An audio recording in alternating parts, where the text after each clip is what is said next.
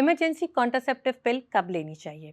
इसके specific indications हैं। Number 1 ये है कि जब आपने अनप्रोटेक्टेड इंटरकोर्स किया और आप प्रेगनेंसी प्लान नहीं कर रहे थे, या आप कॉन्डम का इस्तेमाल कर रहे हैं, वो फट गया है, या आप रेगुलर पिल्स लेते हैं पर किसी वजह से आप भूल गई लेना, तो उस सूरत में आप अगर प्रेगनेंसी नहीं प्लान कर रहे तो आप इमरजेंसी कॉन्ट्रासेप्टिव पिल को फ़ौरन ले लें। रिकमेंड किया जाता है कि अनप्रोटेक्टेड इंटरकोर्स के विदिन 72 घंटे को इसको लेना चाहिए। मेन तरीका इसका इफेक्टिवनेस का ये है कि ये एग रिलीज़ को डिले करता है, जिस वजह से फिर प्रेगनेंसी ठहरने नहीं देती। इसके कुछ साइड इफ़ेक्ट्स भी हैं क्योंकि ये हाई डोज़ हार्मोन है। ये नौज़िया करता है और इर्रेगुलर ब्लीडिंग या इर्रेगुलर स्पॉटिंग कर सकता है।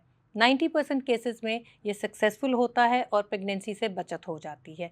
कुछ ऐसे केसेस होते हैं जैसे कि 10% जिसमें ये फेल हो जाए और आगे जाके प्रेगनेंसी जो है वो हो जाती है।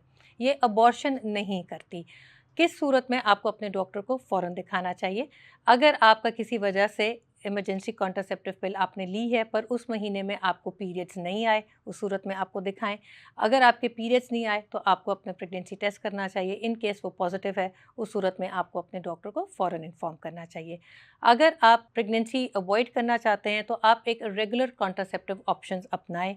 इस मेडिसिन को, जो इमरजेंसी कॉन्ट्रासेप्टिव पिल है, इसको एक रेगुलर तरीके से लेने से हमेशा हम मना करते हैं, यानी कि बहुत ही इमरजेंसी की सूरत है उसी सूरत में आप ये लें।